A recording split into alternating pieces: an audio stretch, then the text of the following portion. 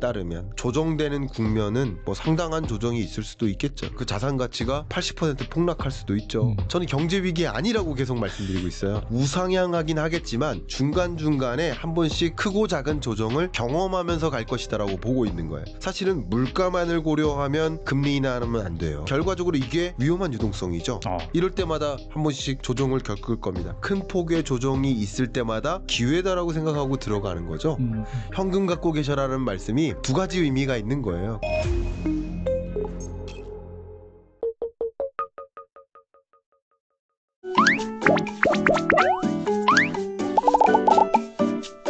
그리고 또 책에서 유동성 파티와 유동성 함정 사이 네. 이 주제를 또 다루셨는데 그렇다면은 이 남은 2025년과 2026년 주식시장 어떤 행보를 보일까요? 네, 잠깐 이 자료를 일단 네네. 찾아놓고 할게요.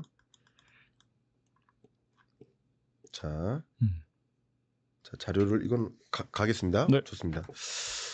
일단 저는 2025년 하반기와 2026년 경제를 가정할 때 유동성 장세냐 아니냐. 그럼 유동성 장세 맞다고 생각합니다. 유동성 장세니까 가끔 여러분들이 이제 어떤 채널의 썸네일 같은 걸 보시면서 좀 무서운 얘기를 앞에 썸네일에 이렇게 크게 적어 놓으니까 제가 마치 비관적으로 장을 본다고 생각하시는데 그건 여러분들의 오해입니다. 제가 계속 강조하지만 유동성 장세입니다. 자본시장은 어떻게 자산 가치가 올라갈까요? 당연히 유동성인 겁니다. 뭐 유동성 하나만으로 저는 경제를 보고 있는 거예요. 근데 제가 비유적으로 말씀드리면 2021년 당시 2022년 경제 전망서를 낼 때 그때 저는 2022년은 주식 투자하는 해가 아니다라고 말씀드렸었어요.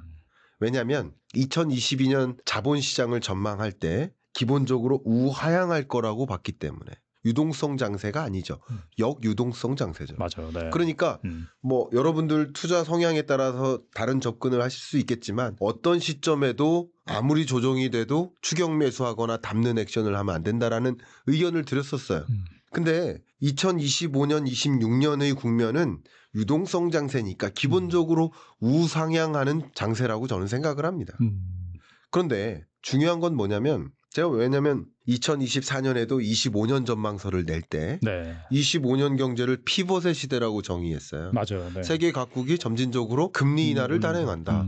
경기가 어려우니까 적극적으로 경기 부양책을 세운다. 그러니까 당연히 유동성 장세라고 규명하고 이거는 명확한 사실입니다. 유동성 장세인 겁니다. 다만 우상향하긴 하겠지만 중간중간에 한 번씩 큰 조정을 크고 작은 조정을 경험하면서 갈 것이다라고 보고 있는 거예요. 그러니까 위험성도 같이 따르는 거죠. 그런 면에서 제가 수식어를 붙인 게 위험한 유동성 장세라는 표현을 쓴 거예요. 그럼 어떤 구간이 위험한지를 주목해야 되지 않을까요? 그 위험한 구간을 우리는 알면 그 상황에 맞게 대응을 하겠죠.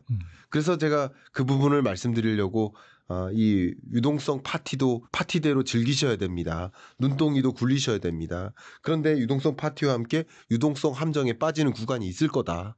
그럼 어떤 구간에 함정에 빠질지를 주목해야 된다는 말씀을 드리고 있는 거예요.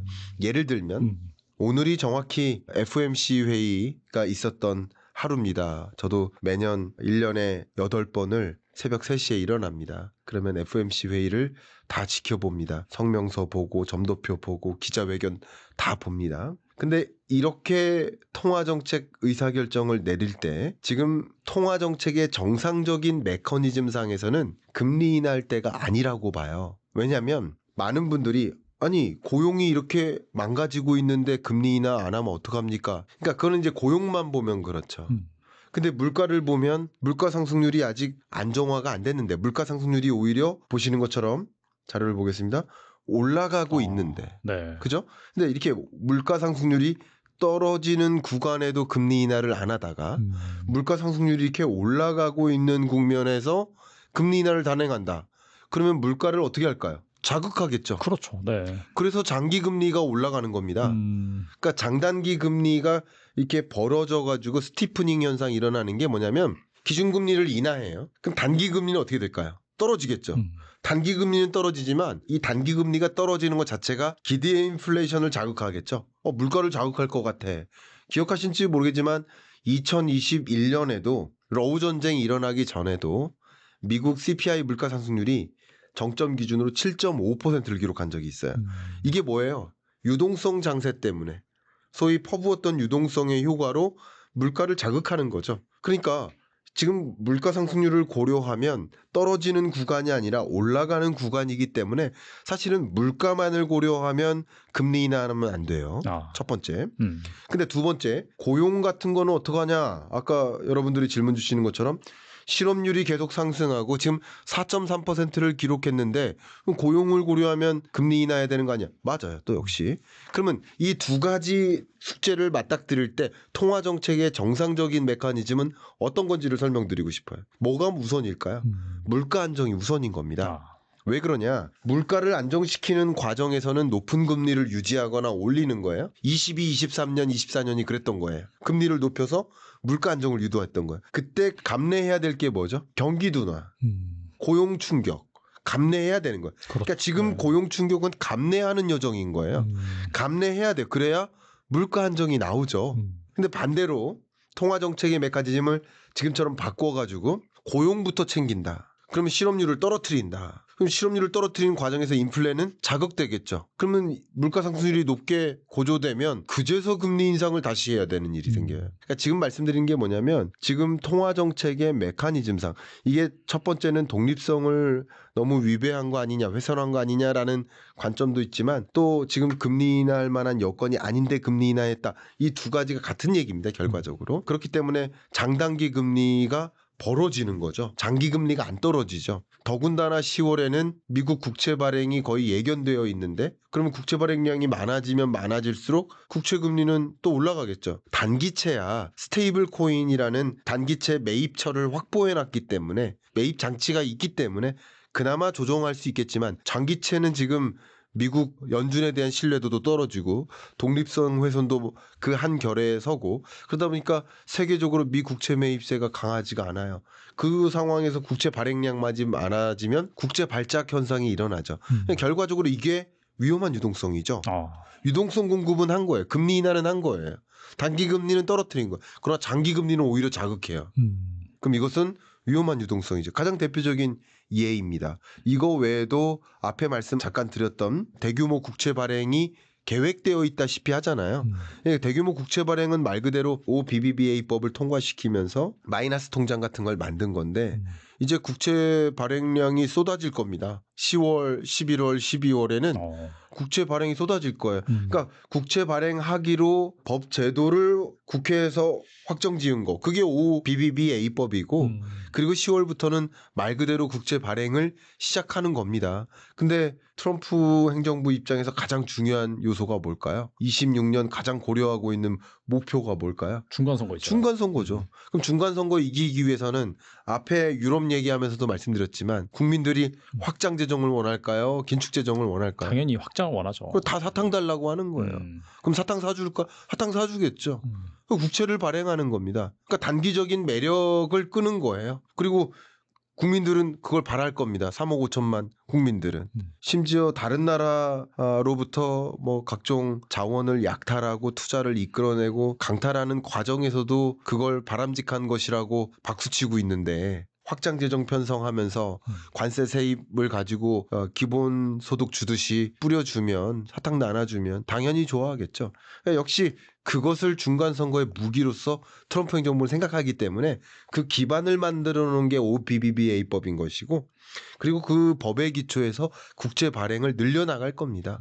그러니까 그게 25년 하반기 26년 초가 될 겁니다. 그래서 국채 발행을 늘려서 확장 재정을 펼쳐나갈 거라고 보여지고 그러면 그만큼 발행량만큼 국채 매수세가 있을까? 계속 강조하고 있지만 스테이블 코인이라는 장치를 마련해서 단기채 매입은 뭐 어느 정도 확보했다고 가정하더라도 장기채는 그렇지 않습니다. 그러니까 이런 여러 여정들이 분명 확장 재정도 유동성 공급이고 국채 발행도 유동성 공급이에요. 근데 그만큼 매수세가 이어지지 않으면 위험한 구군, 말 그대로 국채 발작 같은 현상들이 일어나겠죠. 그럼 유럽발 국채 발작 현상도 있을 수 있는 것이고 앞에 말씀드렸던 것처럼 이제 피치사의 신용등급 강등 9월에 있었다면 10월, 11월에 있을 S&P와 무디스의 신용등급 조정 절차가 거의 예정되어 있다시피 하죠. 왜냐하면 9월보다 10월이 더 이 정치적 불안과 이 미궁 속으로 빠져나가는 국면이니까 가능성은 더 높습니다. 그러면 신용등급 강등이 이어지거나 또 아까 말씀드렸던 미국발 국채 발행량이 쏟아지거나 그런데 이 와중에 추가 금리 인하를 단행하거나 그러면 추가 금리 인하는 인플레이션을 자극할 텐데 이럴 때마다 한 번씩 조정을 겪을 겁니다. 그리고 아마도 지금까지는 제가 이것은 상정하고 싶진 않습니다. 지금은 이 9월 말에 발표될 10월에 발표될 지표는 아무도 몰라요. 저도 모릅니다. 그러나 현재 상정하기를 실업률은 올라갈 가능성이 높다고 상정하시죠. 네. 왜냐하면 연준도 4.5%로 전망한 거예요. 그럼 4.3에서 올라갈 개연성이 높다라고 가정해 볼게요. 그는 금리 인하할 이유인 거죠. 근데 두 번째, 물가 상승률은 9월에 발표된 CPI보다 더 올라갈 거라고 보시나요? 떨어질 거라고 보시나요? 글쎄요, 잘 모르겠네요. 그런데 현재로서는 관세가 상호 관세가 8월 7일부터 도입이 됐는데, 그렇죠. 그럼 8월 7일에 도입했던 상호 관세는 생산자 물가는 일단 자극해요. 근데 소비자 물가는 2달 걸려요. 네. 그럼 10월에 발표된 소비자 물가는 11월에 발표된 소비자 물가는 지금으로서는 더 올라갈 개연성이 있다고 가정하고 있는 거예요. 네. 그렇게 가정하지 않으신 분은 요 얘기는 안 들으셔도 되는 겁니다. 저는 그렇게 가정하고 있습니다. 그럼 그 가정이 틀릴 수도 있지만 그러면 물가 상승률은 지금보다 더 올라갈 개연성이 있다. 관세 효과도 있고 금리 인하의 효과도 또 작용될 겁니다. 그럼 10월, 11월, 12월에 발표될 미국 물가 지표는 우상향할 가능성이 있다. 그리고 실업률도 우상향할 가능성이 있다. 그럼 금리 인하의 필요성은 더 제기되는 거예요. 고용만 본다면, 물가를 안 본다면 그때마다 역시 장기 금리는 더 올라갈 수도 있죠. 왜냐하면 추가적으로 단기 금리를 떨어뜨리는 여정이 장기 금리를 자극하니까. 이 부분을 좀 많이들 궁금해하시는데 여기 추가 설명 잠깐 드릴게요. 왜 스티프닝 현상이 일어납니까? 이 질문에 대해서 첫 번째, 기준금리를 인하하면 단기금리를 떨어뜨리는 요인이 돼요. 그렇죠. 이게 첫 번째 패스. 네. 두 번째 패스는 뭐냐면 단기금리가 떨어지니까 기대 인플레이션을 자극해요. 이게 두 번째 패스입니다.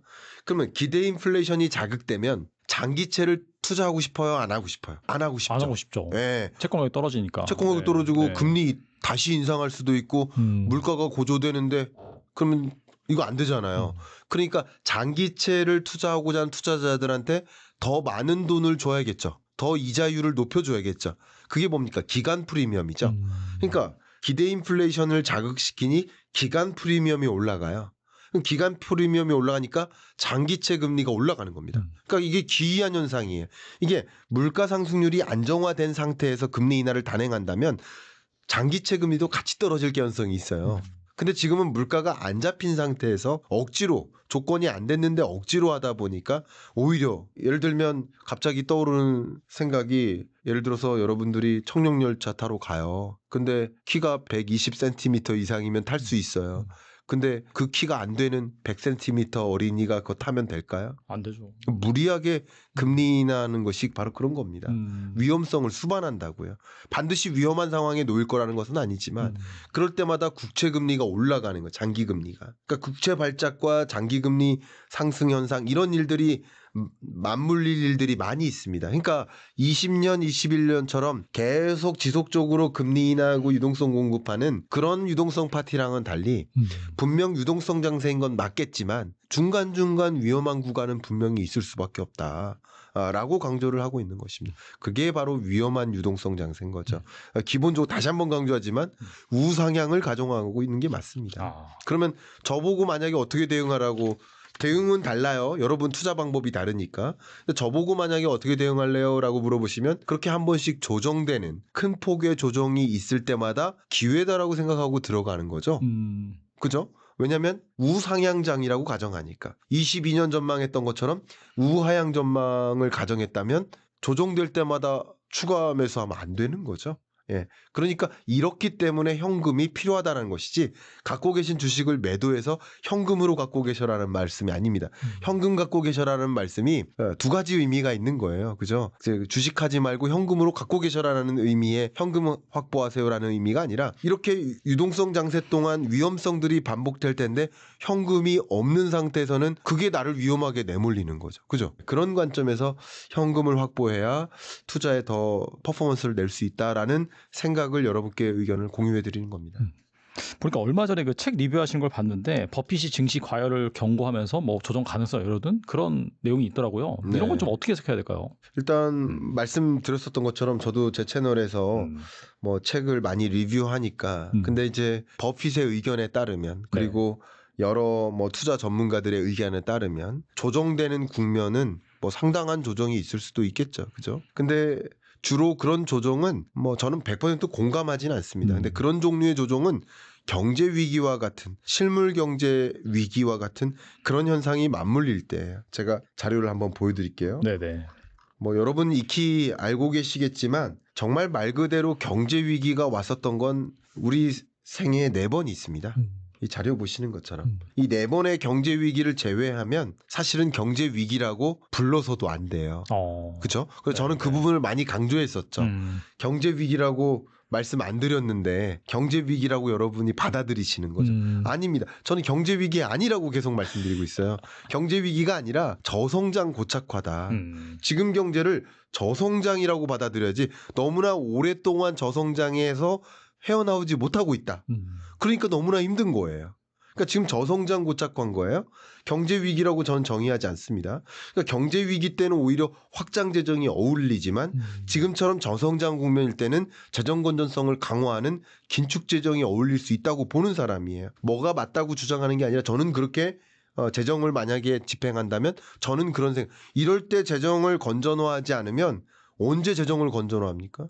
그러니까 이럴 때 재정을 건전화해야 된다고 볼 만큼 지금 상황을 경제 위기라고 보지 않아요. 그런데 버핏이라든가 여러 투자 전문가들이 주로 표현하는 것들은 경제 위기를 가정했을 때예요. 주로. 경제 위기가 오면 뭐 정말 그 자산 가치가 80% 폭락할 수도 있죠. 뭐 제 채널에서도 그 부분 말씀드렸죠. 그런 위기의 역사는 있었습니다. 근데 저는 개인적으로 그런 위기가 온다라는 것은 아닙니다. 그래서 저성장 고착화고요.